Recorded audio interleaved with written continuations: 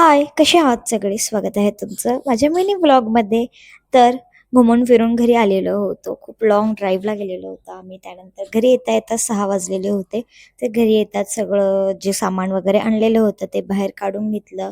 सगळं साईडला वगैरे काढून घेतलं. म्हणजे थोडंफारच सामान होतं, जसं की मी तुम्हाला लास्ट व्लॉगमध्ये सांगितलं होतं.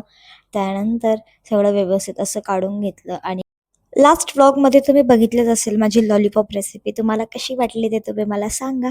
आणि त्यानंतर त्याच दिवसाचा हा व्हिडिओ आहे. लॉलीपॉप बनवून झाल्याच्या नंतर मी इथे काकडी आणि कांदा वगैरे कापून घेतलेला होता, कारण माझ्या नवऱ्याला बिर्याणीसोबत कोशिंबीर खायला खूप जास्त आवडते. त्यामुळे मी कोशिंबीर करण्याची तयारी करत होते. त्याच्यामध्ये मी चाट मसाला टाकलेला होता, ब्लॅक सॉल्ट टाकलेला होता म्हणजे, आणि थोडासा नमकसुद्धा टाकलेलं होतं थोडंफार. आणि त्यानंतर दही वगैरे टाकून त्याला छान असं व्यवस्थित मिक्स वगैरे करून घेतलेलं होतं. त्यानंतर फ्रीजमध्ये ठेवून दिलं. थंड थंड छान लागतं. आणि साईडलाच खूप पसारा वगैरे झालेलं होतं. सो ते सगळं आवरून वगैरे घेतलं आणि राईस वगैरे सुद्धा बॉईल करून ठेवून दिलेला होता. म्हणजे पटापट असे कामं आवरून घेतली.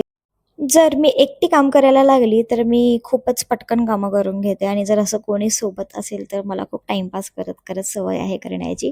त्यानंतर सगळं आवरून वगैरे घेतला, थोडासा किचन क्लीन करून घेतला आणि मिक्सरमध्ये टमाटरची ग्रेव्ही वगैरे तयार करायची होती आणि ते लवकर ग्राइंडच होत नव्हतं. त्यामुळे खूप वेळा मी ते खोलून बघत होती. 2-3 वेळा तर तसंच केलं असेल. त्यानंतर ते झालेलं होतं आणि साईडलाच कांदे वगैरे कापून ठेवलेले होते. म्हणजे बिर्याणीचीच तयारी ऑलमोस्ट झालेली होती.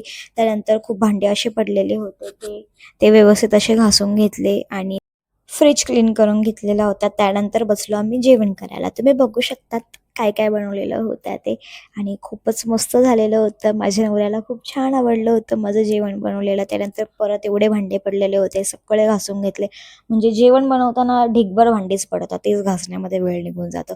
त्यानंतर सगळं क्लीन वगैरे करून घेतलं, झाडू वगैरे मारून घेतला आणि सगळं पुसून वगैरे घेतलं. आणि आज मला वाजले होते 10:30 वाजत आलेले होते कामं आवरण्यामध्येच, कारण खूप वेळ गेलेला होता माझा त्या सगळ्या गोष्टींमध्येच.